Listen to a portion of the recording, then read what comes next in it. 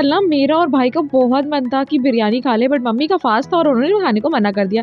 तो मैंने भी सोचा चलो घर पे बना लेती हूँ। तो सबसे पहले 80% तक कुछ खड़े मसाले डाल के चावल को कुक कर लिया। फिर उसके बाद ऑयल में यहाँ पे मैंने प्याज़ को अच्छी तरीके से भून लिया।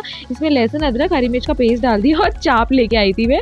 तो चाप को भी फ्राई कर लिया, थोड़े काजू डाल दिए ताकि एकदम शाही टेस्ट आए और दही डाल के इसे पका लो। हल्दी, देगी मिर्च, गरम मसाला और नमक डाल दो। उसके बाद एक गरम तावे पे इसके ऊपर ऐसे पैन को चढ़ा लो और जो चावल कुक किए ना उसे डाल दो और उसके बाद केसर दूध डालना जिसका फ्लेवर ना बहुत ही अच्छा आता है। और बस ढक के बिरयानी को 10 मिनट के लिए दम लगा दो और स्मोक लगा दो जिससे एकदम बाजार जैसा टेस्ट आएगा। मज़े से चाप बिरयानी खाओ। ऐसी और रेसिपीज़ के लिए सब्सक्राइब करो।